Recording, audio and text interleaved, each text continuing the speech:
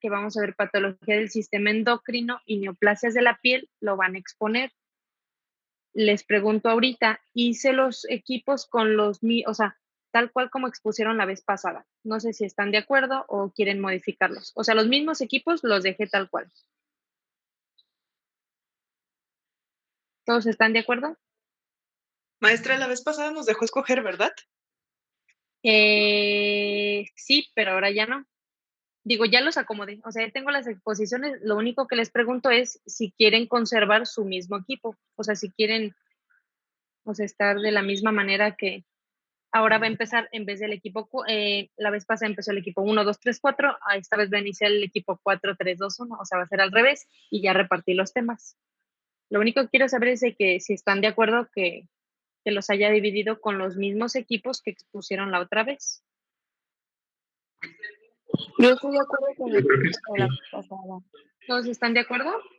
Ok, entonces con eso, entonces ahí les va. Es del 30 de noviembre al 4 de diciembre. En esa semana van a exponer en este orden que ahorita les voy a decir. Exposiciones. Aquí está.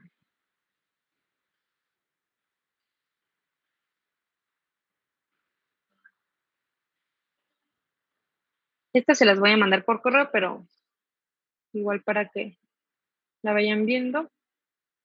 Entonces vamos a empezar el 30 de noviembre, que es lunes. El equipo 1, que son ellos, Vinicio, Lilia, Axel y Brandon, van a exponer diabetes mellitus y bocio. Ustedes se reparten estos temas. Eso sí, o sea, no, aquí sí se los van a repartir como ustedes quieran.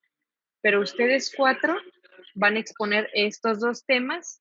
Obviamente, pues como ya lo hemos visto, o sea, dependiendo puede que uno se gasten más tiempo, otros menos tiempo, o sea, del tiempo no les voy a exigir que lo terminen en un día o 2. Pero sí, ustedes van a empezar con estos temas. ¿Ok? Entonces este es el equipo 1. El equipo 2 va a continuar, que es Aranza, August, Samira, Fernando, Eric y Michelle, con tiroiditis y neoplasias de la glándula tiroides, que son esto, o sea, inflamaciones y neoplasias, que son neoplasias benignas y malignas. Benignas, que es el adenoma folicular. Ok, doctora, está bien. El equipo 3, que son Sonia, Gerardo, Leslie, Nadia, Fátima y Lizzie, van a exponer neoplasias de anexos cutáneos y carcinoma vasocelular. Neoplasias de anexos cutáneos son bastantes, son benignas y malignas, pero aquí les voy a dejar a su criterio, es que ustedes, pues decidan exponer. Ok, entonces este es el equipo 3. Y el equipo 4, Enia, Valentina, Cristina, Sebastián, como se le llamaba, espinocelular y melanoma. ¿Sí? Entonces este es el orden en el que van a exponer y estos son los temas de cada quien. Ahorita se los voy a mandar por correo a todos. Doctora. Mande. ¿Quién me Una habla? duda, José Luis. ¿José Luis está en algún equipo? Ay, José Luis. ¿Dónde lo pusimos la otra vez?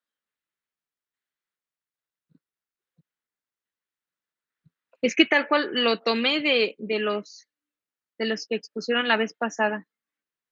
¿Con quién expuso José Luis o no expuso? Es que llegó tarde, ¿verdad? ¿Alguien se acuerda? La verdad no, doctora. 1, 2, 3, 4. Aquí son 4. Bueno, los que más menos tienen es el equipo 1, entonces lo voy a agregar al equipo 1. No, Miss, yo voy. Citlali está con nosotros. No sé si se le Sí, no pasó. sé por qué no aparece. A ver, espérenme. ¿Tanto me odia, Miss? No, Bueno. en serio, los tomé tal cual, pero no sé si luego hicieron otra lista. Espérenme, aquí Es la que tengo. creo, perdón doctora que la interrumpa, pero creo que No, sí. dentro de mi equipo estábamos José Luis, Aranza, Agus, yo y no sé si alguien, no sé si alguien más. Ok, a ver, aquí la tengo. ¿De cuál equipo? Creo que somos ahorita el 2. Samir. Es que miren, en tu grupo son 1, 2, 3, 4, 5. Y acaso 1, 2, 3, 4. En el equipo 1 yo creo que voy a poner a José Luis. No sé si estén de acuerdo o de plano lo pongo en el 2. Digo, también es cuestión de que ustedes me digan porque ustedes son los que... No hay lo saben. problema, doctora. Nada más es lo que decía nuestra compañera Citlali, que en el equipo 1 también está ella. Entonces aquí voy a poner a Citlali Rodríguez. Citlali Rodríguez. Y me dijeron que en el equipo 2 estaba José Luis. ¿Sí? Sí. José Luis, ay, ¿cómo se apellida? José Luis Gómez. José Luis Gómez. Ok, entonces creo que ya estamos, ¿verdad? Citlali me faltaba, que ya la agregué acá, con doble L. Citlali Rodríguez y en el equipo 2 José Luis. 1, 2, 3, 4, 5, 6. 1, 2, 3, 4, 5, 6. Pues sí. Ok, ¿todos están ahora sí? ¿Nadie me faltó?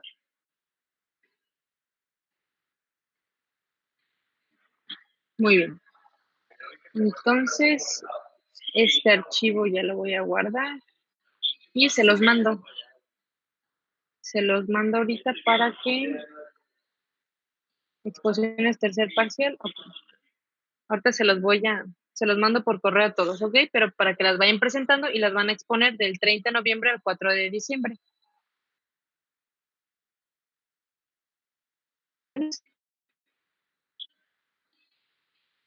¿No? Ahí están los temas y el orden en el que van a exponer. Ok. Entonces ya quedaron las calificaciones, ya quedaron las exposiciones y ahora sí vamos a terminar lo que estamos viendo de sistema nervioso central.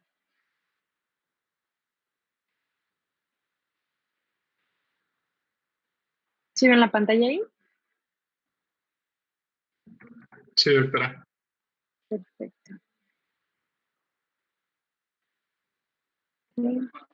Por ejemplo, ahí ve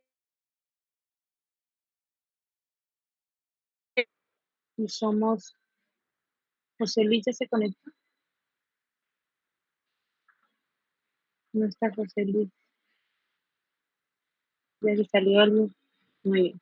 Es que luego por eso me guío para ver quiénes están, porque no tengo la lista todavía de esta semana, pero voy a poner su asistencia así. Ok. Entonces, vamos a terminar lo de patología del sistema nervioso central. Nos quedamos la vez pasada hablando de las infecciones. Recuerdan que hablamos de, hay diferentes formas en las que la infección se puede juntar o se puede formar ciertos patrones. Este es un empiema que se da en las meningitis piógenas, que si se fijan es una lesión mal delimitada, de aspecto purulento, que se da por microorganismos o por bacterias. A diferencia de los abscesos, que son lesiones bien delimitadas, son nodulares la mayoría de las veces y si se fijan tienen como este reforzamiento oscuro en la periferia. Entonces, un absceso, ambos, si se fijan, son infecciones asociadas a bacterias, pero forman diferentes patrones o diferentes formas. El empiema, entonces, es como si estuviera mal delimitado y el absceso es una lesión nodular bien delimitada. Estoy hablando de bacterias. Hablando acerca de infecciones asociadas a virus, hay dos patrones o dos formas en las que se asocian a los virus. Una es acumulación de linfocitos alrededor de los vasos. ¿Qué es esto? Me voy a acercar aquí. Este es un vaso sanguíneo. Y todos estos puntitos oscuros que se ven aquí son linfocitos. Recuerden que los linfocitos tienen muy poco citoplasma y prácticamente están formados de puro núcleo. Entonces, estos son linfocitos perivasculares, son linfocitos alrededor de los vasos Y acá llegamos a ver no solamente linfocitos, sino ya vemos macrófagos y ya vemos alguna célula plasmática que dijimos que los virus se asociaban principalmente a un tipo de inflamación mononuclear o crónica de linfocitos, macrófagos y células plasmáticas. Hablando específicamente de la encefalitis herpética, algo muy característico es de que causa como una destrucción muy acentuada del parénquima cerebral. Entonces, observen aquí cómo hay destrucción extensa de los lóbulos frontales, inferiores y anteriores. Prácticamente es como si estuviera comiéndose el tejido. Y en este caso, algunos virus como este se pueden asociar a inflamación aguda, no solamente inflamación crónica. Entonces, todos estos que vemos aquí son polimorfonucleares, alternando con fibrina, con infiltrado mononuclear, infiltrado crónico y hemorragia. Entonces, eso es algo característico de las encefalitis asociadas a herpes. Algunos hallazgos histológicos asociados a la rabia, por ejemplo, son estas estructuras que son los cuerpos de Negri. Estos que ven aquí son cuerpos de Negri, me voy a volver a acercar. Son inclusiones en el citoplasma de color eosinófilo. Entonces, esto se busca en las células de Purkinje.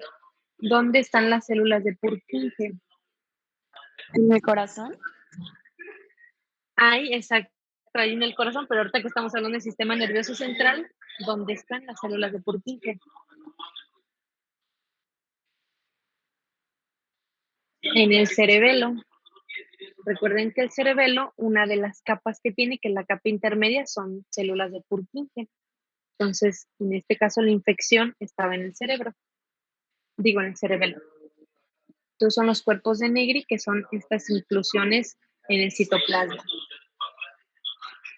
Infección, por ejemplo, por criptococos. Recuerdan que el criptococo es un hongo que se asocia a pacientes inmunocomprometidos, sobre todo con VIH, pacientes con VIH, que este hongo lo que hacía es que producía un material mucoide alrededor, que macroscópicamente parecían como burbujas de jabón o pompas de jabón que le llaman. Entonces, este es un montaje, así le llamamos. Si se fijan, prácticamente tenemos un corte histológico coronal de todo el cerebro. Entonces, y esto les digo que es un montaje porque hay, ustedes saben el tamaño de las laminillas. Entonces, ¿cuántas laminillas tuvimos que haber hecho para tener todo esto completo? Hay algunas laminillas que es como si fueran 3 laminillas largas. Son laminillas pues un poco más grandes, de este tamaño. Entonces, en esas laminillas grandes se pueden pues incluir fragmentos grandes, por ejemplo, este fragmento, este otro, y después se juntan en la computadora. Entonces tenemos un corte o un montaje completo de un corte conoral de cerebro, y lo que observamos es son espacios pues claros, que parecen burbujas, que hay aquí en la corteza parietal, aquí en los núcleos basales, y a mayor aumento, vean cómo alrededor está el parénquima normal y cómo se forma como una estructura nodular que tiene un reforzamiento en la periferia o fibrosis. Y en el centro vean cómo están estas estructuras que son las levaduras redondas, pero rodeadas de este material pues mucinoso o mucoide. Entonces esto es muy característico de la infección por criptococos, que les digo, se da, o cuando nosotros la llegamos a ver, la mayoría de las veces, el 90%, el paciente tiene alguna inmunosupresión. También tenemos meningoencefalitis amebiana. Esta, la verdad, en lo personal nunca he visto una. ¿Por qué? Porque la mayoría de las infecciones por amebas se controlan y se tratan ya con antiparasitarios, o sea, no se deja evolucionar al paciente a estos estadios. Pero observen cómo hay un infiltrado inflamatorio agudo y crónico. Tenemos polimorfonucleares, tenemos linfocitos, células plasmáticas, macrófagos, y esto que ven aquí son las amebas, que resaltan con la tinción de paz. A ver, ¿a qué célula mononuclear se puede confundir una ameba? ¿Qué les recuerda? Esta estructura nodular que tiene su núcleo pues pequeño, pero eso no es una célula grande.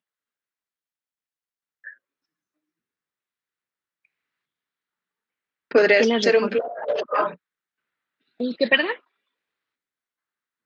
una célula plasmática o un plasmocito? Mira, esta es una célula plasmática. Son medianas, tienen su núcleo rechazado a la periferia. El núcleo rechazado a la periferia es lo que nos da el diagnóstico, nos permite sospechar de célula plasmática. Pero esta es una estructura más grande que se llega a confundir con una célula más grande que la célula plasmática, mononuclear, que de hecho puede ser como esta, como esta. No sé si se acuerdan. Aparte de la célula plasmática, una célula más grande, mononuclear, que puede tener esta misma imagen histológica.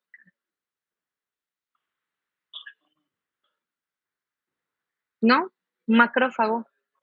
Recuerden que los macrófagos es la célula más grande mononuclear e histológicamente, esta porque tiene su núcleo pequeñito. O sea, este microorganismo tiene su núcleo pequeño. Los macrófagos, por ejemplo, aquí hay un macrófago, pero pueden llegar a estar así de grandes cuando tienen su citoplasma vacuolado. Entonces, las amebas y los macrófagos a veces son indistinguibles. ¿Qué es lo que hacemos para diferenciar uno de otro? Utilizamos la tinción de Paz. La tinción de Paz es positiva en las amebas y negativa en los macrófagos, o podemos utilizar estudios de inmunistoquímica. El CD68 es un marcador positivo en los macrófagos y es negativo en estas estructuras. Entonces nos podemos apoyar de eso. Pero si vemos un infiltrado inflamatorio agudo y crónico, casi siempre le hacemos de rutina no solo a biopsias del sistema nervioso central, sino a cualquier tejido. Le hacemos tinciones especiales con Paz, Grocott, Sil-Nielsen, las tinciones que ya vimos para descartar microorganismos, porque digo aquí porque está muy clarito y la flecha no lo está apuntando, pero les digo en lo personal es muy difícil identificar a las amebas. Muy bien, vamos a pasar con enfermedades desmielinizantes. Estas son enfermedades que se caracterizan por el daño preferentemente de la mielina y con conservación relativa de los axones.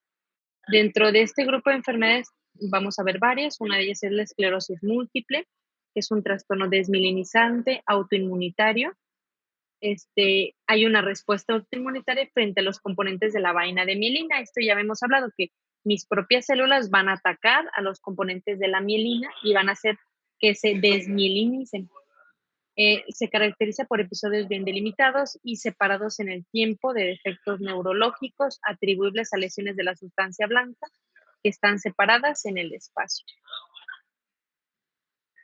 Este es un corte histológico de un cerebro que muestra una asta occipital, esta que ven aquí, en el ventrículo lateral. La mayoría de estas enfermedades pues se diagnostican con la clínica. El paciente empieza a presentar manifestaciones neurológicas muy marcadas, falta de movimiento, se le hace una tomografía, si no hay tumores, si no hay infecciones, se sospecha de esto. Se utilizan pues marcadores específicos para ver si tiene elevados los autoanticuerpos, y ya con eso se hace el diagnóstico clínico. La mayoría, bueno, los pacientes que llegan a fallecer y se les hacen autopsias, pues son estos hallazgos que nosotros llegamos a ver. Pero si ya tiene un diagnóstico clínico, pues la mayoría de los familiares no quieren pues que se siga estudiando a su paciente. ¿Qué es lo que nosotros hacemos? Utilizamos una tinción especial que se llama Luxol Fast Blue, así se llama. Esta tinción va a teñir de color azul toda la mielina, todo lo que tenga mielina. Entonces, en este corte, lo que está de color azul, pues es lo que está mielinizado, que debe de ser todo. Y estas placas que se ven de color rosa son placas que no están, o sea, que no tienen mielina. Entonces, aquí podemos ver regiones desmielinizantes, que debería de ser todo azul. Atribuible, ya dijimos, a los autoanticuerpos. Luego tenemos enfermedades neurodegenerativas. Tenemos varias, ahorita vamos a ver las más importantes. Enfermedad de Alzheimer, que yo creo que es la principal en este grupo de enfermedades, que su patrón clínico es la demencia, que será por inclusiones alfa beta o por alteración de la proteína tau.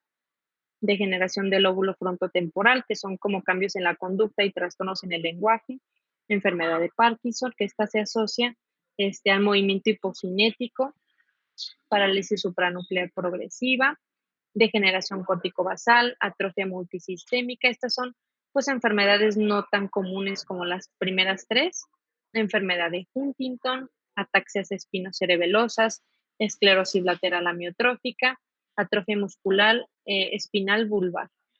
El patrón clínico, pues vamos a ver que comparten, aparte de, a veces comparten la demencia, comparten movimientos hipo o hipercinéticos, principalmente es eso, y las inclusiones de cada una. Pueden ser causas genéticas, la mayoría son pues pacientes que ya tienen familiares de primer grado, por ejemplo, papás, abuelos sería de segundo grado, papás con esta enfermedad, y si hay una carga genética importante. Aquí vamos a ver pues las proteínas asociadas a estas enfermedades neurodegenerativas. A la enfermedad de Alzheimer es la proteína alfa beta, también la proteína tau, y estas menos comunes de la degeneración lobar frontotemporal, de la esclerosis lateral amiotrófica, de la enfermedad de Parkinson, la alfa-sinucleína y agregados de poliglutamina en enfermedad de Huntington y otras enfermedades neurodegenerativas. La principal, como ya les dije, es la enfermedad de Alzheimer, que es la causa más frecuente de demencia en la población anciana, y su incidencia aumenta en función de la edad. Entre más edad, pues es más frecuente que se presente esta enfermedad. Se manifiesta con deterioro de inicio insidioso de la función intelectual superior. Al progresar, o se empieza pues a fallar pues la inteligencia tal cual de la persona. Al progresar, pues ya tenemos deficiencias en la memoria, en la desorientación, capacidad del juicio, alteraciones en la personalidad y el lenguaje. Se ha visto que los síntomas aparecen antes de los 50 años. Como son enfermedades que se afectan las neuronas, es una enfermedad, o sea, macroscópicamente no hay algo, no hay tumor, por ejemplo, no hay infecciones. Lo que nosotros vamos a ver en general son como cambios que los podemos ver en cualquier otra enfermedad, o sea, no son cambios específicos. Esta principalmente recordemos que es una enfermedad pues clínica, o sea, se va a diagnosticar por deficiencia de la proteína, vamos a tratar de detectar la proteína, si no la encontramos, y tenemos el cuadro clínico del paciente con demencia, con cambios en la personalidad, cambios en el juicio, se hace el diagnóstico. Nosotros prácticamente vamos a revelar los cambios macro y microscópicos en el paciente que se le haya hecho la autopsia. Entonces, en el estudio macroscópico del cerebro, lo que vamos a ver es atrofia cortical, dependiendo pues la etapa en la que esté o la edad del paciente, pues va a ser una atrofia más o menos marcada. En el estudio microscópico, lo que se observa son placas neuríticas o placas seniles, ahorita se las voy a mostrar, ovillos neurofibrilares y angiopatía amiloide.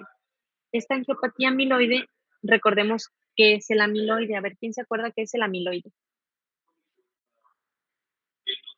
Ah, macrófago. Luz, no te escuché. ¿Pero lo dijiste o lo escribiste?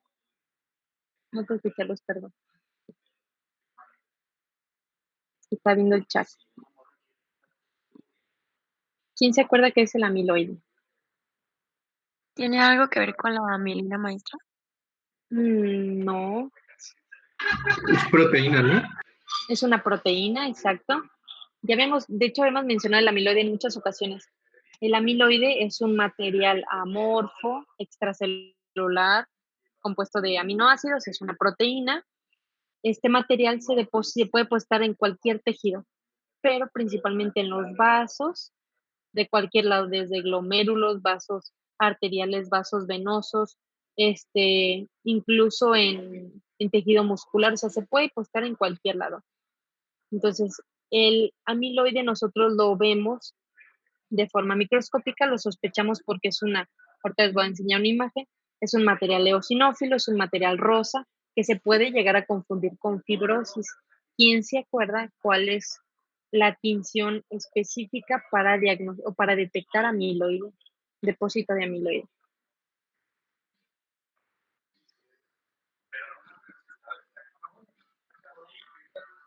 Rojo Congo. ¿Se acuerdan que les dije que el rojo Congo es una tinción especial para amiloide que resalte el amiloide de color rojo, como dice su nombre? Entonces, la angiopatía amiloide no es específica del Alzheimer, son alteraciones o son hallazgos que nosotros llegamos a encontrar. Entonces, este es un aspecto macroscópico de un cerebro de una persona con Alzheimer que tiene atrofia. ¿Cómo podemos observar la atrofia? ¿Qué es lo que le está pasando a las circunvoluciones? Están disminuyendo de tamaño, ¿no? Se ve como más agrietado Exacto. el cerebro. Exacto, están disminuyendo de tamaño y están haciéndose más amplios los surcos, pues intervertebrales o entre los surcos. Los surcos se están haciendo amplios y se está separando el tejido cerebral de las meninges. Entonces, el que se vean más adelgazadas las circunvoluciones y con aumento del espacio entre ellas, eso es atrofia. Entonces, la atrofia puede ser por miles de causas, pero nosotros a los pacientes con Alzheimer es un hallazgo macroscópico que observamos. Entonces, a nivel microscópico, vamos a ver estas placas seniles. Este material, pues, eosinófilo que se llega a ver son las placas seniles. Acá, déjenme que esté con la proteína tau. No, este es, placas neuris, sí. Hay un marcador, o sea, el marcador específico de la proteína alfa, beta o A beta, si nosotros se lo realizamos ya sea a estas placas o puede ser positivo en algunos vasos, el que sea positivo, en este caso quiere decir que está la proteína presente y ya nos ayuda a confirmar el diagnóstico, recordando que el Alzheimer se da principalmente por la presencia de esta proteína.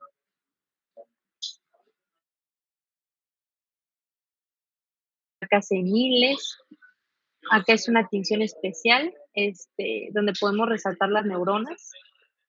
Y acá creo que también, exacto, de alfa beta. Sí, la proteína tau, dijimos que también era una que se asociaba a Alzheimer. Entonces, estos estudios, o más bien el hacer la inmunistoquímica a este tejido, es como de hallazgo o para confirmar lo que nosotros ya sabemos, pero no es indispensable en todos los pacientes que tienen Alzheimer, mucho menos hacerle biopsia. Pues estos son hallazgos que nosotros encontramos en la autopsia de estos pacientes. Continuamos con la enfermedad de Parkinson, que se caracteriza por un cinético, que es, pues hay disminución del movimiento causado por una pérdida de las neuronas dopaminérgicas en la sustancia negra. El síndrome clínico del parkinsonismo se combina con una expresión facial, se llama cara de máscara, que es cuando hay pues una alteración también de los músculos faciales, con postura inclinada, retraso de los movimientos voluntarios, marcha festinante. Esta es una marcha característica de estos pacientes, que los pasos se acortan de forma progresiva y son acelerados. No sé si alguien ha tenido la oportunidad de ver a estos pacientes con Parkinson.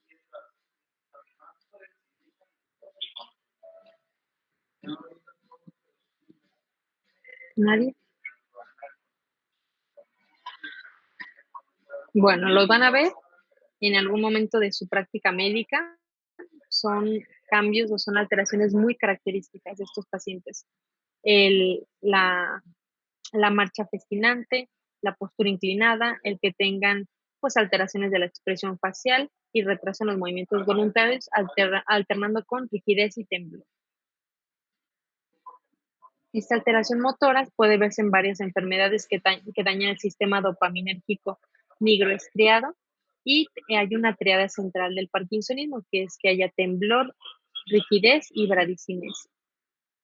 Estos síntomas se disminuyen. ¿Qué es lo que le falta al paciente?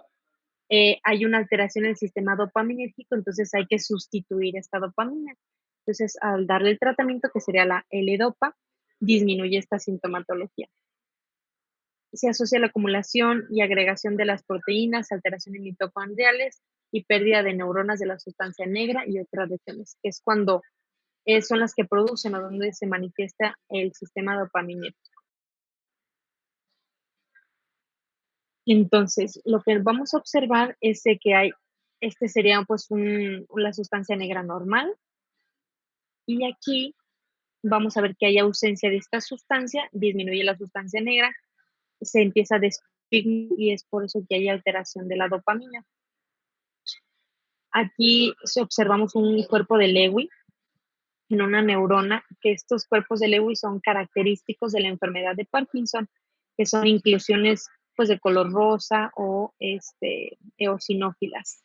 Y podemos ver que esta neurona, o sea, todavía está pigmentada, pero al acumularse estos cuerpos o estas inclusiones, se va a empezar a despigmentar, que es lo que le va a dar esta apariencia macroscópica.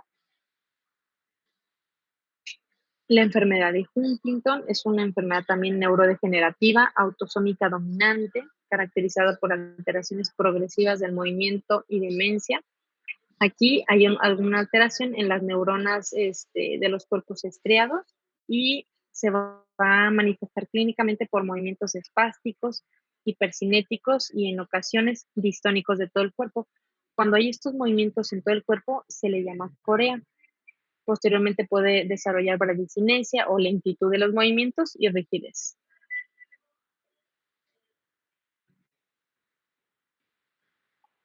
Ok, lo que se va a observar, como ya lo habíamos visto, al igual que en Alzheimer, puede haber atrofia, pero puede haber como fusión de de las circunvoluciones. No es algo específico, pero es algo que se llega a ver en esta enfermedad. Hay atrofia, hay fusión de estas circunvoluciones y hay inclusiones intranucleares de las neuronas afectadas. ¿Dudas hasta aquí, muchachos? Creo que no, doctora.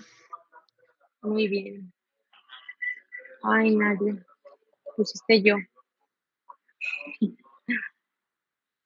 Es una pregunta que les dije, ¿verdad? Bueno, vamos a continuar con tumores. Los tumores en sistema nervioso central, prácticamente, así como se diagnostican, es como si fuera una entidad completamente diferente a los tumores del resto del cuerpo. ¿Por qué? Hay una clasificación específica que la OMS ha desarrollado para estos tumores. Se clasifican del 1 al 4 según su comportamiento biológico. El 1 son tumores de bajo grado, benignos, pero aquí no le podemos llamar benigno a nada. ¿Por qué? Por el simple hecho de estar localizado en el sistema nervioso central, le confiere pues cierto grado de, pues no de malignidad, pero pues de alteración o cierto grado de mal pronóstico al paciente. Ahorita vamos a ver los diferentes tumores que hay. Entonces, este sistema es para distinguir lesiones benignas de malignas según los criterios histológicos. Vamos a ver que hay muchísimos tipos de lesiones. Aquí vamos a ver que la mayoría se llaman tumores. O sea, a diferencia de el resto del cuerpo que llamamos neoplasias malignas carcinomas, neoplasias malignas mesenquimales sarcomas, neoplasias malignas linfoides, linfomas, preguntas de examen. Aquí la mayoría pues los vamos a ver tumores o con su nombre, meningioma, schwannoma, ependimoma, glioma, ¿ok? Entonces, dependiendo, más bien independientemente de la histología, ya sea benigno o maligna, la evolución de los pacientes pues va a depender de la localización y del patrón de crecimiento. Si está localizado en el bulbo cerebral o en el puente, pues le confiere un mal pronóstico. Y hay tumores muy malignos que están en la región axial, que prácticamente se extirpan y ya quedó curado el paciente. Entonces va a depender de la histología, de la localización y de qué tanto esté creciendo. Pues esto que les comentaba, que hay 4 grados para clasificarlos. 1 es el de mejor pronóstico, benigno, y 4 el de peor pronóstico.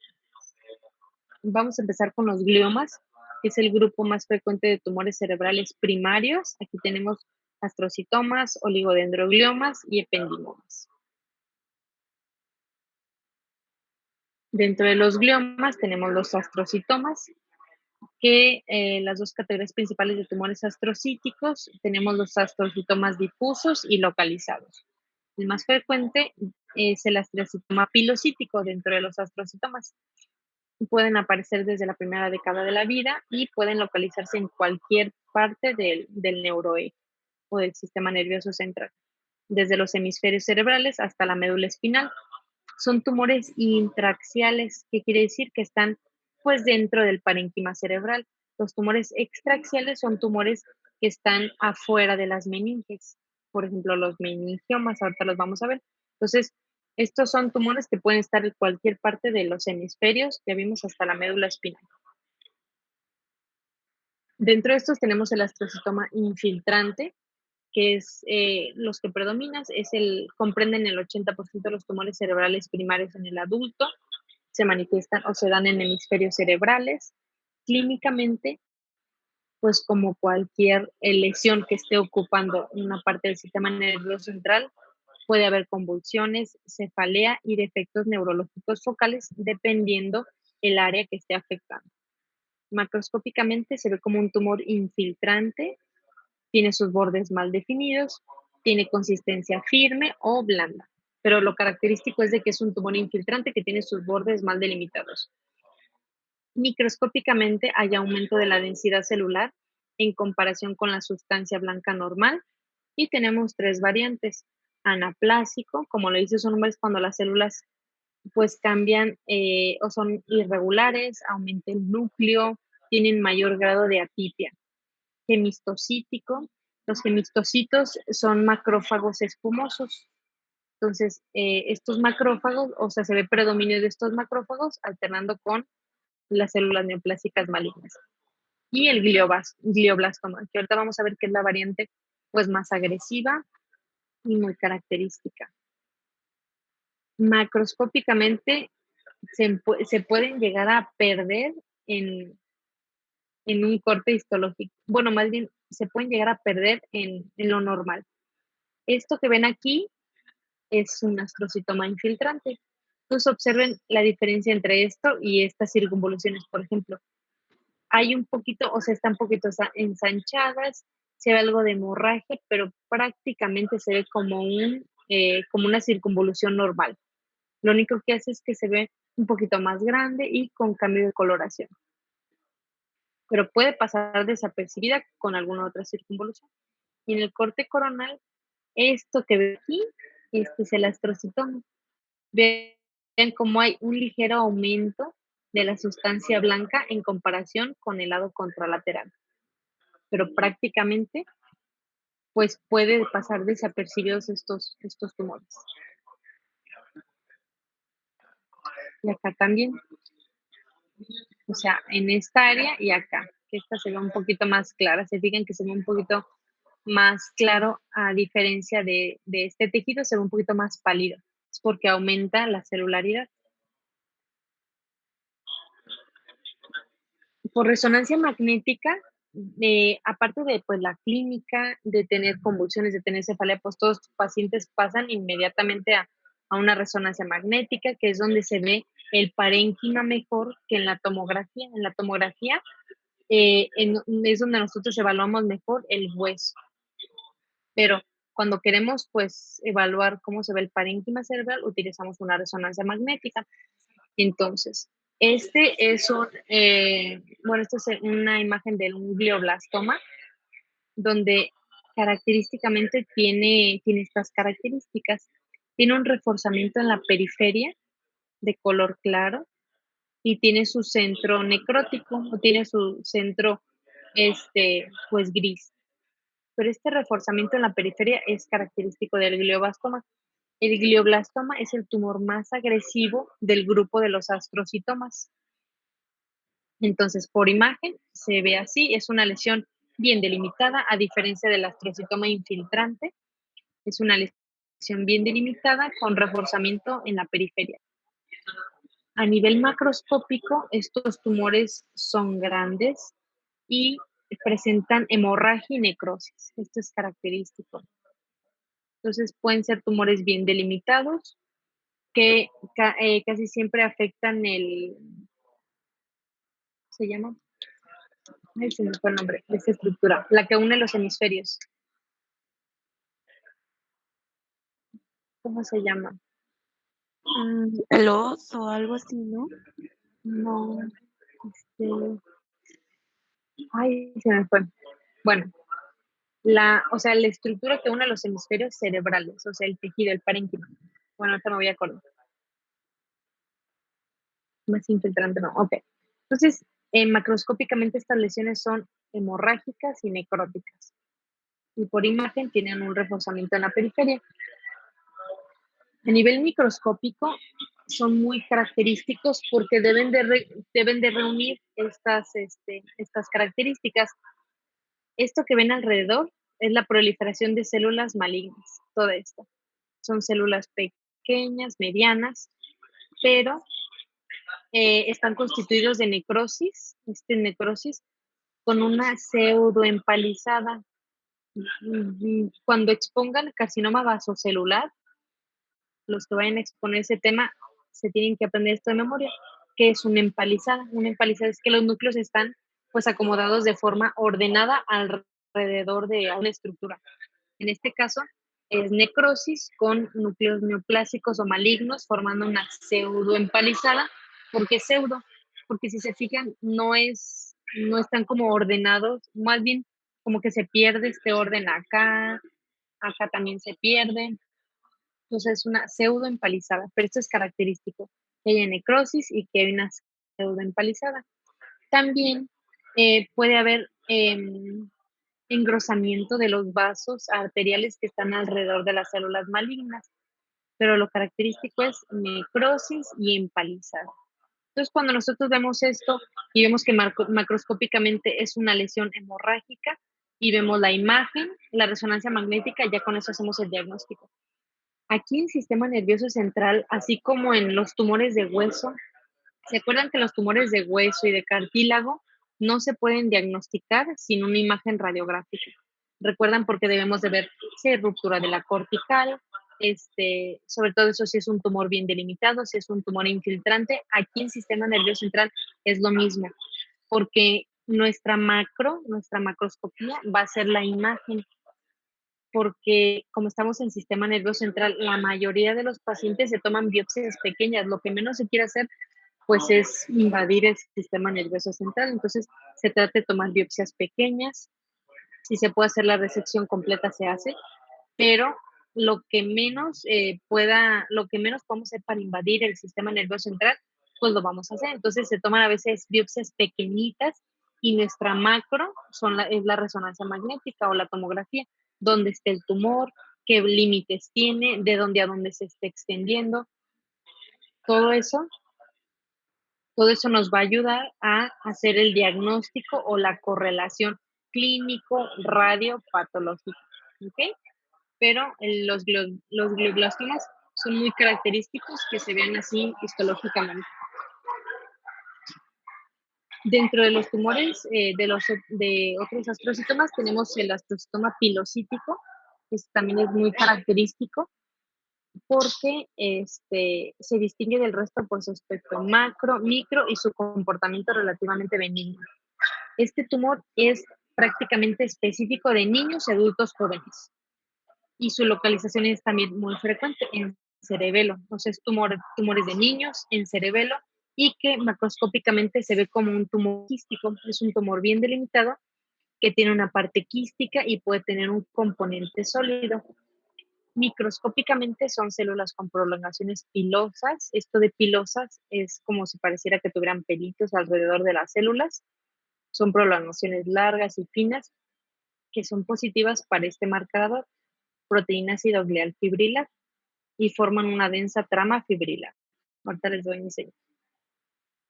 Entonces, macroscópicamente son nódulos, este es el cerebelo, entonces son nódulos bien delimitados que se observan, esto es un quiste, o sea, es contenido quístico, y aquí tiene un nódulo mural, entonces son neoplasias que comparten un componente sólido y un componente quístico en niños, en cerebelo. Esto es muy característico.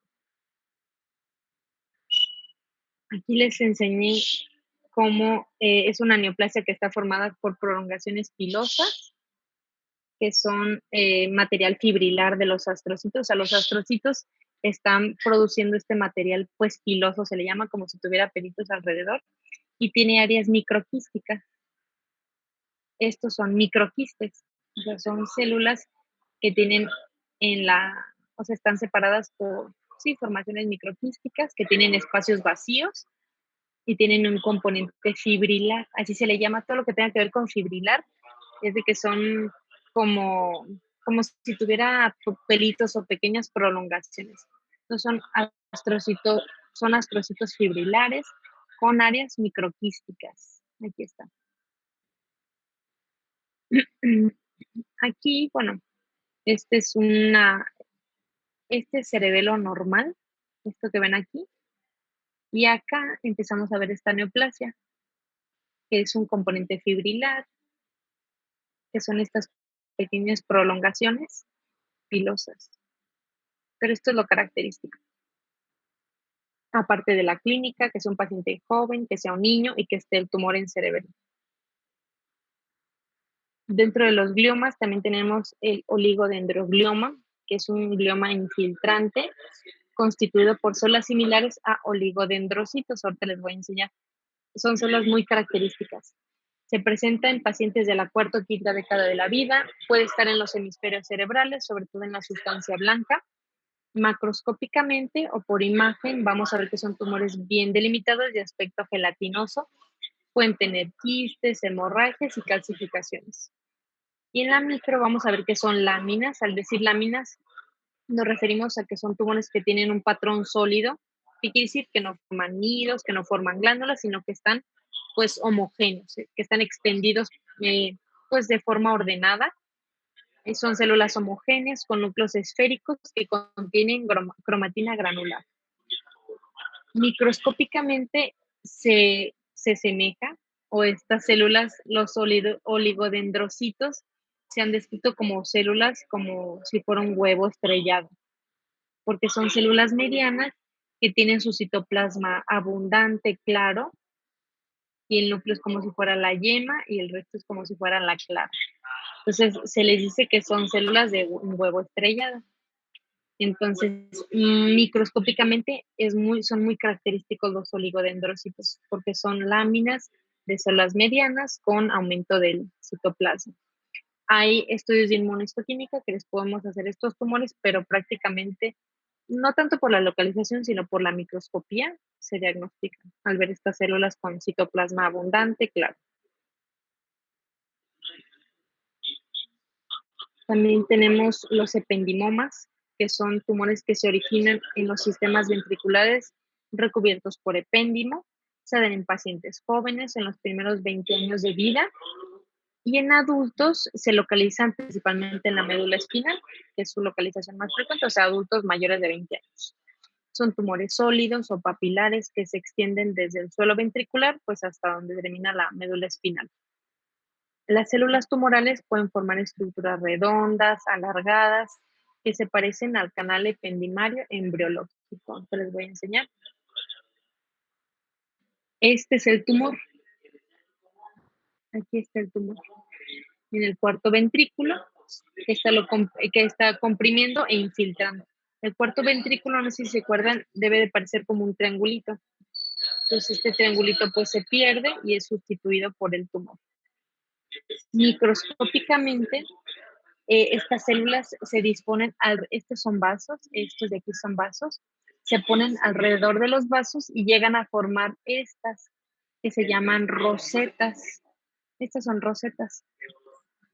A diferencia, por ejemplo, del resto del organismo donde pueden parecerse a glándulas, pues aquí no hay glándulas, entonces son estructuras rosetoides o rosetas, que tienen su origen pues embrionario del ependimo.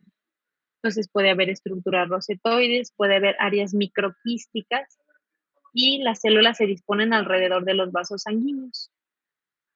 Entonces, todo esto aunado a que sea en una localización del sistema, pues donde esté el epéndimo normal, hacemos el diagnóstico de ependimoma. Dejando de lado los tumores gliales, ahorita vamos a los tumores neuronales que se forman por las neuronas. Son menos frecuentes, muestran diferenciación neuronal, afecta a adultos jóvenes y con frecuencia se manifiestan con convulsiones.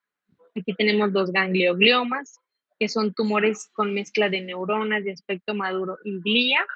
Se localizan en el lóbulo temporal y muestran componente quístico. El tumor neuroepitelial disembrioplásico. Este es un tumor pues infrecuente que se da en la infancia. Y el neurocitoma central, que es una neoplasia de bajo grado que se encuentra dentro del sistema ventricular. Neoplasias menos frecuentes, neoplasias poco diferenciadas, pero pues un tanto malignas o muy agresivas, es el meduloblastoma, que es un tumor embrionario maligno en niños y que se presenta en la línea media del cerebelo. Es un tumor bien delimitado, de color gris y friable. ¿Qué quiere decir friable? Que pues sí, como si tuviera aspecto, o sea, no es un tumor firme, es un tumor de consistencia blanda. Microscópicamente se caracteriza por tener una densidad celular importante de células anaplásicas y se considera un tumor maligno de mal pronóstico y desgraciadamente se presenta en niños. Entonces, macroscópicamente vamos a observar que se presenta en el cerebelo, así como el astrocitoma pilocítico. ¿Se acuerdan que este es el astrocitoma que dijimos es un tumor benigno en niños que tienen componente quístico y tumoral? Así se ve un meduloblastoma, también se ve en esta misma localización. Entonces, pues es muy importante en niños diferenciar uno de otro porque este tiene un peor pronóstico que el astrocitoma pilocítico. Entonces, macroscópicamente es un tumor bien delimitado, de color gris y se le dice este aspecto friable como si estuviera, pues no gelatinoso, pero no sé cómo explicarlo. Se asemeja a carne de pescado la mayoría de las veces. No sé si han pues palpado la carne de pescado que es muy friable o muy blanda. A veces como las cosas con las que comparamos, todo tiene que ver con comida o no sé, con unas pues raras formas. Microscópicamente vamos a observar esto. ¿Cómo pueden describir esta neoplasia?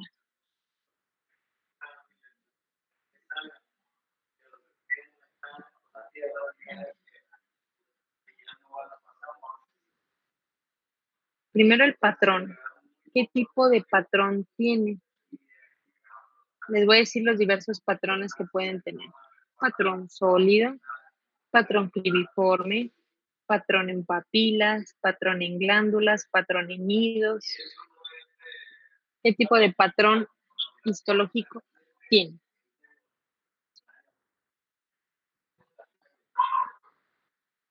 ¿Nadie? A ver, vamos a ver. Sonia, Sí, doctora. ¿qué patrón histológico describirías en esta neoplasia? ¿Cuáles mencionó que era? Ahí te van. Hay patrón sólido. El patrón sólido en láminas y monocapa es el mismo. Quiere decir que se ven todas las células pues homogéneas. El patrón glandular forma glándulas. El patrón papilar forma papilas. El patrón en nidos. Patrón cribiforme, que ya lo hemos descrito en varias neoplasias.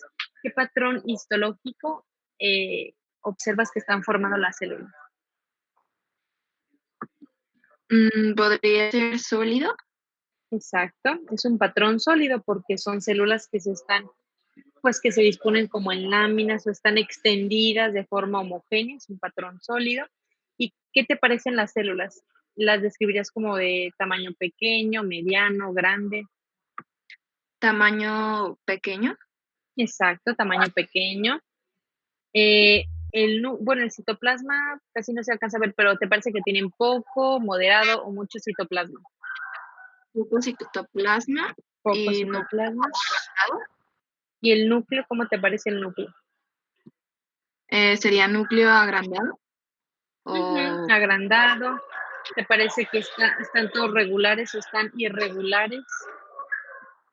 regulares, están las células también bien delimitadas.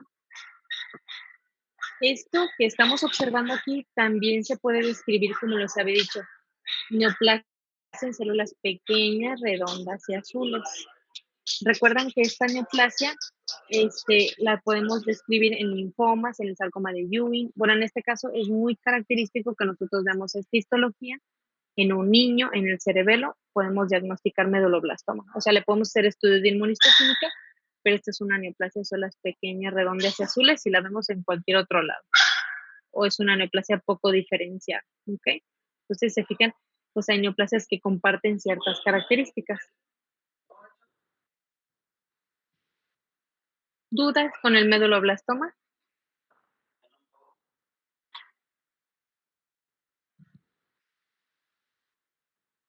Ok. Vamos a terminar con los meningiomas.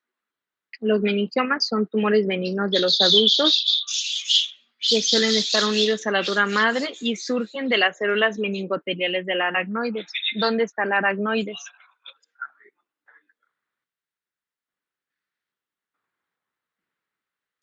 Es una capa que protege el cerebro, ¿no? Una de las Ujú. meninges.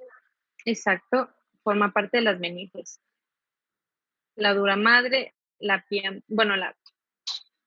aracnoides y dura madre, exacto.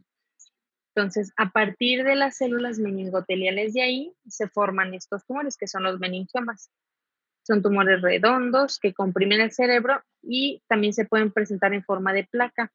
Algo característico de estos tumores es que son tumores extraaxiales, creo que ya les había dicho esto, que están afuera del sistema nervioso central porque se forman en las meninges. Tenemos muchos patrones histológicos, todos estos que están aquí, y dependiendo del patrón histológico va a ser el grado que se le va a dar. ¿Recuerdan los tipos de grados que tenemos en los tumores del sistema nervioso central? Grado 1, que son los de mejor pronóstico, grado 2, grado 3. Entonces, los de mejor pronóstico son los meningiomas sincitiales o meningoteliales, fibroblástico, transicional, samomatoso, secretor, microquístico. Los grado 2, que son pues tumores ya de un pronóstico pues moderado, atípicos de células claras, cordoide, y los de grado 3, que son los más agresivos, son los meningiomas papilares y rhabdoides. Como le dice su nombre, son tumores que forman papilas y rhabdoide, que las células neoplásicas se parecen a los rhabdomioblastos. Macroscópicamente, así se observan los meningiomas. Son extraaxiales, no invaden o no infiltran el tejido cerebral o los hemisferios y están entre pues, la dura madre y el cerebro. Entonces, desde una resonancia magnética, sobre todo resonancia magnética, se pueden sospechar estos tumores por la localización. Entonces, son tumores extraaxiales que comprimen el cerebro y al comprimir el cerebro, pues es cuando dan la sintomatología. Microscópicamente, dependiendo qué tipo o qué patrón tenga, pues vamos a diagnosticarlos, pero algo que comparten la mayoría son el tipo de células.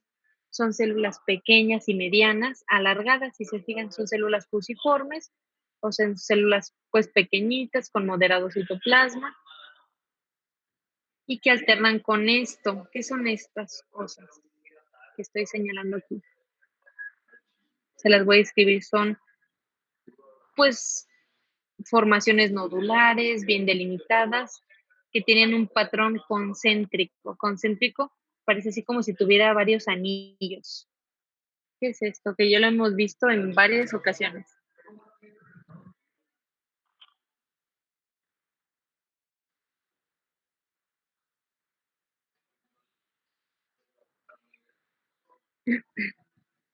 ¿Nadie? ¿Nadie se acuerda? Hace cuando dije nadie, no me refería a nadie, sino a alguien, más bien alguien que sepa qué son estas estructuras.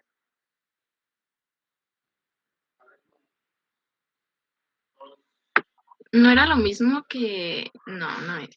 Es que me acordé Dilo, no importa. de la enfermedad de Castellman o algo así que era... De Castellman. Ajá, que se... No, Ahí o sea, las formaciones concéntricas estaban constituidas de los mismos folículos, pero aquí son, si te fijas, son estructuras o son formaciones acelulares. O sea, es un material eosinófilo, la mayoría de las veces es basófilo, o sea, es morado. Aquí está pues un poquito rosa, eosinófilo, pero estas formaciones concéntricas, el que forme como en espiral, es característico de estos cuerpos de samoma. Son cuerpos de samoma, que son microcalcificaciones distróficas. Entonces, los cuerpos de samoma, que son estas estructuras que lo vamos a ver en los meningiomas, también se presentan en los carcinomas serosos de ovario, que los vamos a ver también en la semana, en los carcinomas papilares de tiroides, en muchas enfermedades o tumores o patologías se pueden ver estos cuerpos de samoma, que son calcificaciones. ¿Ok? En este caso hay calcificaciones pues de las propias células neoplásicas, de fibrosis, pero son características que se acompañan en los meningiomas. ¿Ok? ¿Dudas de algo?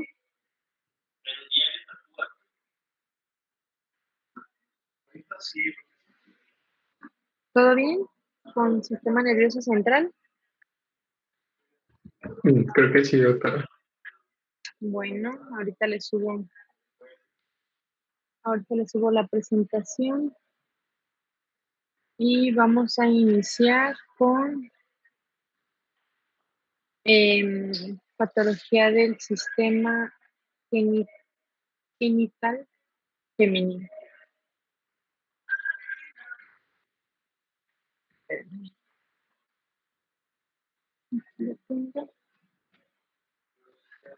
Vamos a ver aquí, o sea, patología del aparato genital femenino e incluida mama.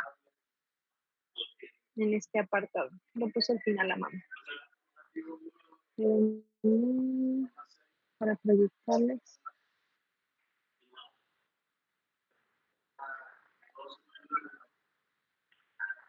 ¿Ahí ven? Muy bien. Es que aquí no traigo, pensé que traía aquí la presentación de patología vulvovaginal, pero esa se las doy mañana. Ahorita vamos a empezar con el cervix. Entonces, alteraciones del cervix, quise pues quitar, por ejemplo, infecciones.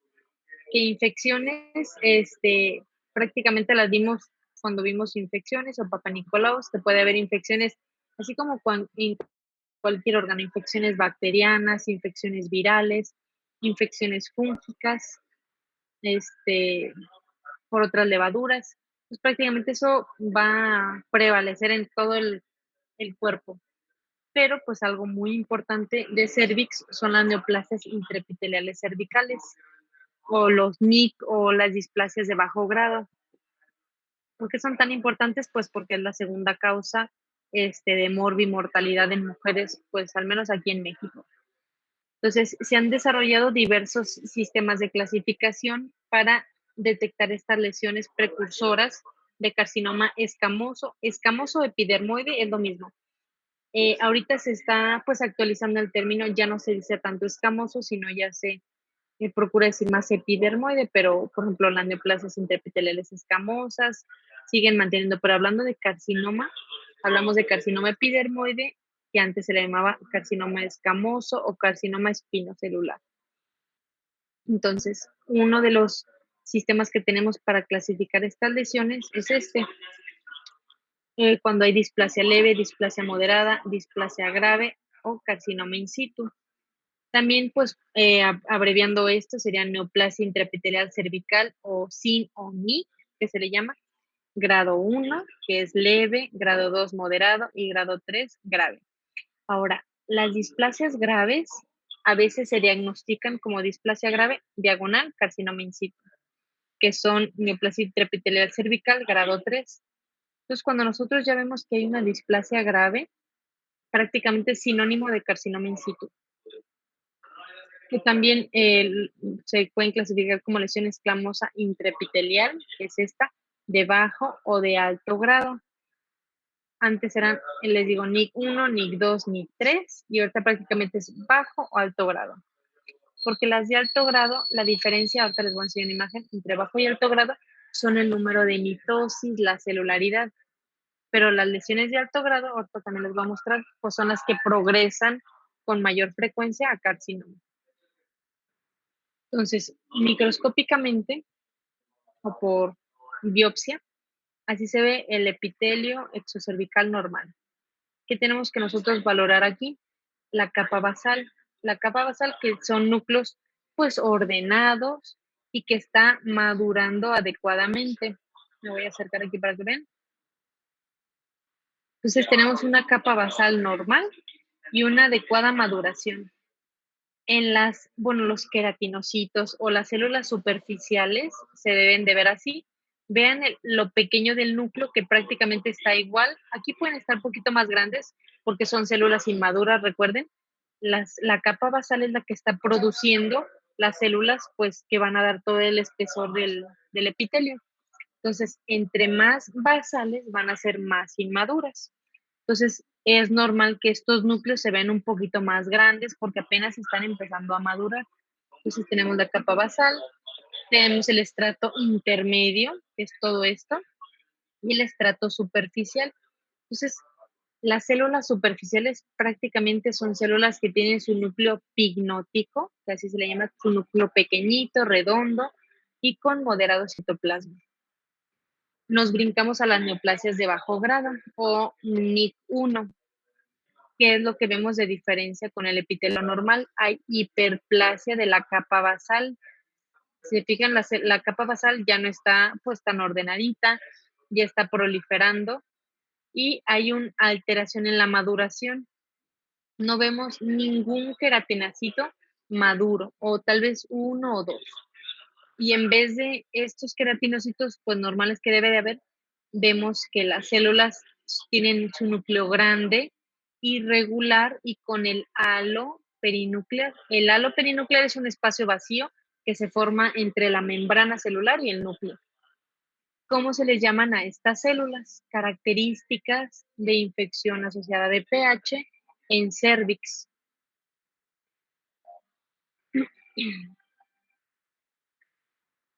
Coilocitos. Los coilocitos son estas células, se las voy a volver a describir. Son células medianas que tienen su núcleo más grande que este. Siempre vamos a tomar de referencia el núcleo normal. Tienen su núcleo aumentado de tamaño, es irregular porque ninguno se parece entre ellos. Núcleo irregular y puede estar binucleado. ¿Qué quiere decir? Puede tener dos núcleos. Esta de aquí es un ejemplo perfecto. Pueden ser células binucleadas y que tienen su halo perinuclear, que quiere decir que tienen un espacio entre el núcleo y la membrana nuclear. Entonces, ¿cómo se llamó esta célula otra vez? Coilocitos. Muy bien, entonces estos son los famosos coilocitos que se producen o se forman por infección por VPH. O sea, lo que está aquí alterado es el núcleo. El virus está infectando el núcleo de alguna manera y está haciendo que se produzcan todos estos cambios. En la neoplasia de bajo grado o NIC1, displasia de bajo grado, aparte de estos cambios que aquí no los veo, puede haber mitosis en porciones basales. Cuando nosotros vemos, aparte de esto, que hay incremento de la celularidad, que ya hay más células y que ya hay mitosis en estratos superficiales, y quiere decir que ya las mitosis se están yendo hasta la superficie, ya nos brincamos a neoplasia de alto grado o grado 2, que sería esta. Obviamente hay mucha diferencia entre una y otra.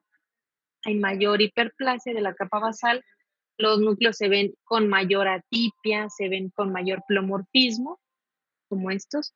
Hay mitosis no nada más aquí. Bueno, aquí ya no le hacemos tanto caso a las mitosis porque ya vemos mayor atipia. Hay mayor atipia no solamente en estratos basales e intermedios, sino también superficiales. Y algunas células siguen preservando esos cambios coilocíticos. Grado 2. Y ahora grado 3, que grado 3 prácticamente ya es como si dijéramos que es un carcinoma in situ. Observen cómo ya todas las células hay mayor celularidad, una hipercelularidad mayor, y esta de aquí, esta y esta de acá son mitosis.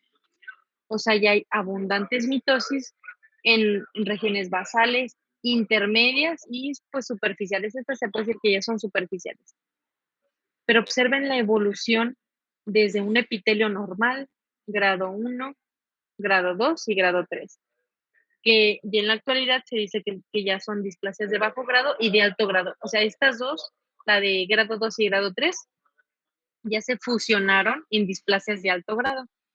Ahora, cuando nosotros vemos este patrón histológico en una biopsia, si decimos displasia de alto grado, grado 3, diagonal, carcinoma in situ. ¿Cuál era la diferencia entre carcinoma in situ y carcinoma invasor? ¿Quién se acuerda?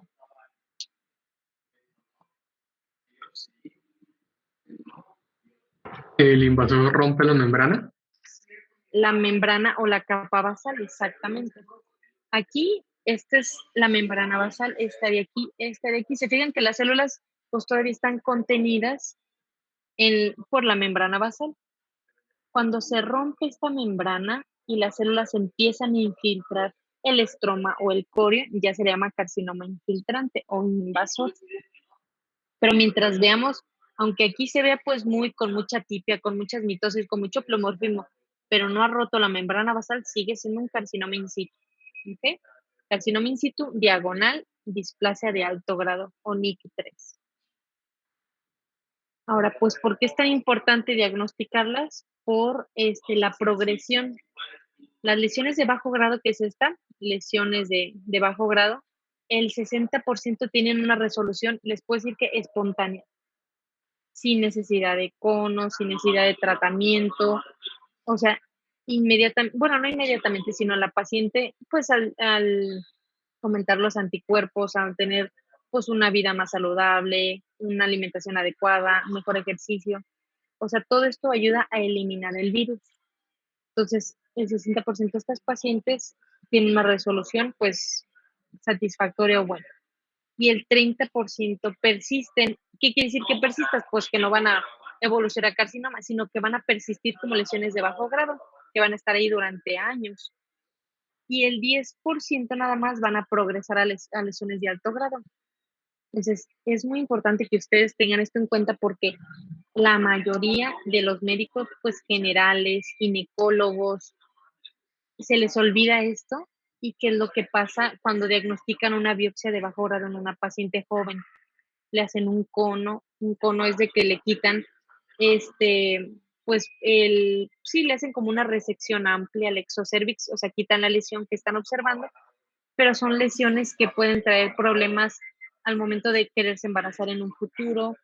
Si nosotros recordamos que estas lesiones, más del 50% tienen resolución, pero en un 80% o tienen resolución o persisten como lesiones de bajo grado, pues hay que monitorizarlas, hay que darle seguimiento. ¿Y cómo se les da seguimiento?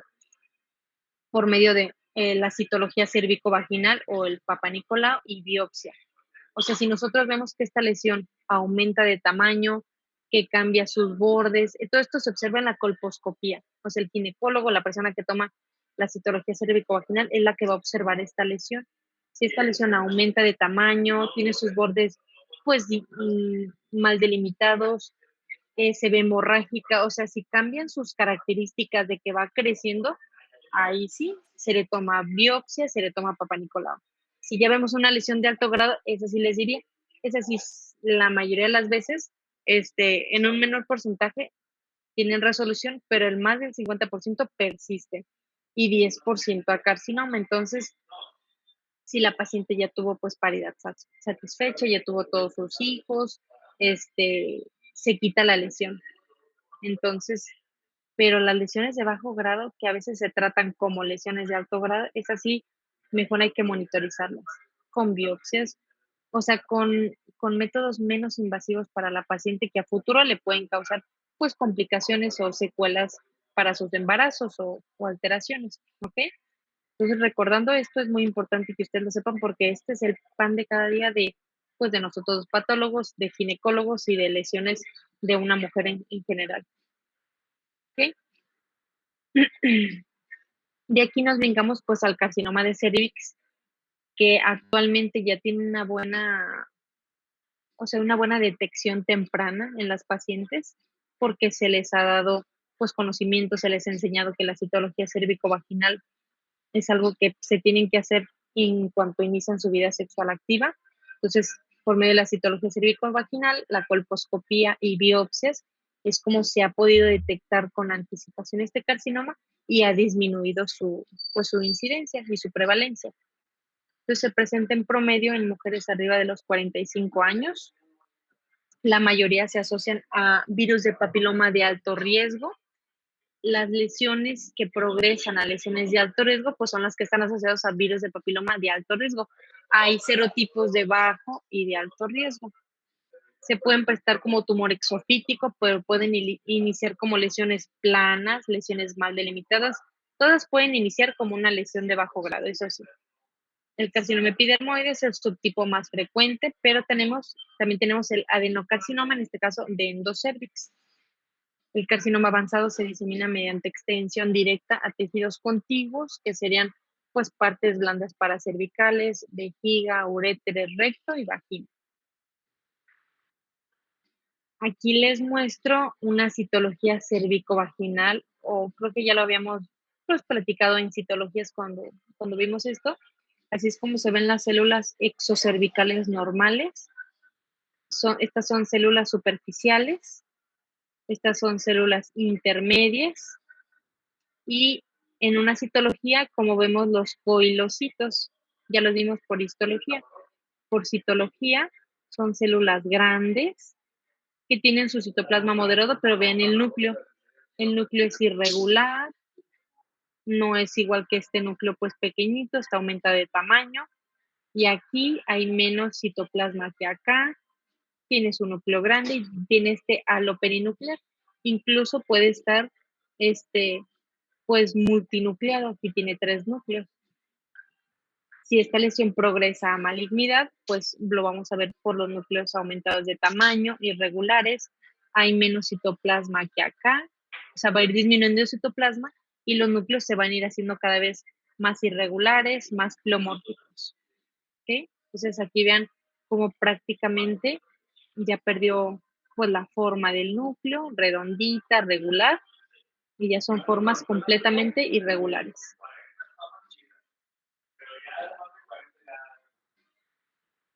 ¿Cómo se clasifican estas lesiones?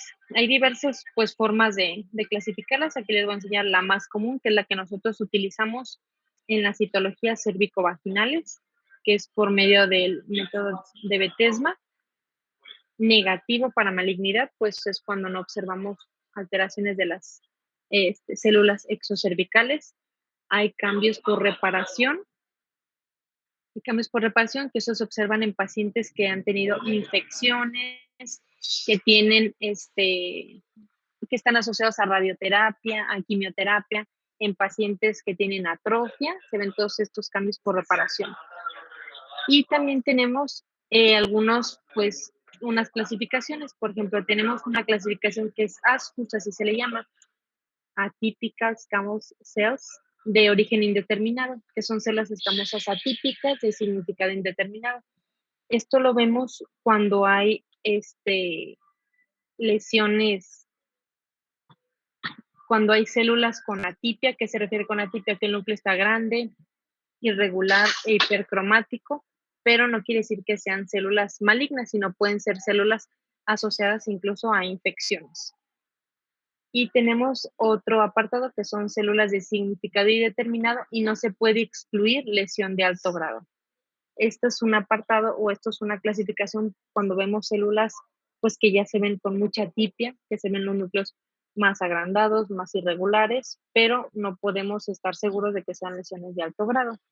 Y ya después nos brincamos a las lesiones intraepiteliales, que son lesiones de bajo grado, cuando vemos esto que ya les platiqué, los coilocitos, y lesiones de alto grado.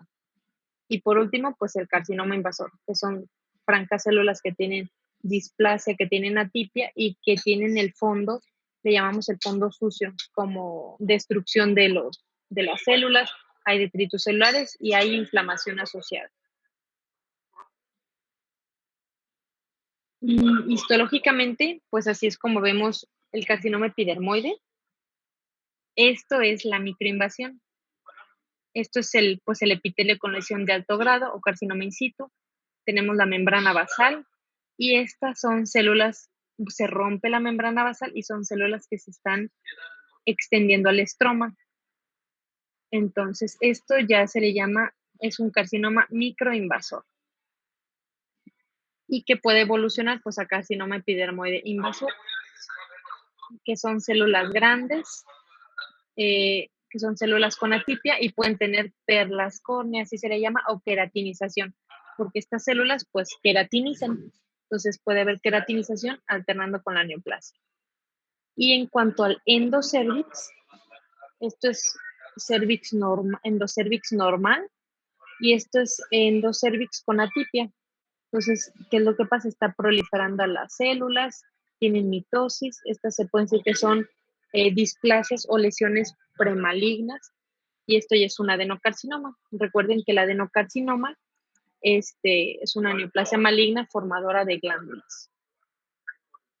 Esto ya es un adenocarcinoma invasor. Aquí les voy a enseñar varias imágenes. Digo, porque el carcinoma epidermoide cervix es muy común, entonces es importante que profundicemos un poquito en ello. Entonces, este es el epitelio exocervical normal y este ya es el carcinoma epidermoide. Ahora, en el carcinoma epidermoide de cervix, nosotros tenemos que valorar el grado de invasión, porque si tiene una invasión menor a los 5 milímetros, se le llama microinvasor, que prácticamente se trata como si fuera un carcinoma in situ o una lesión de bajo grado. Y cuando ya sobrepasa los 5 milímetros, ya le llamamos carcinoma invasor. Aquí, ¿se acuerdan que hablamos del grado de diferenciación de una neoplasia maligna? ¿Quién recuerda cómo determinamos el grado de diferenciación?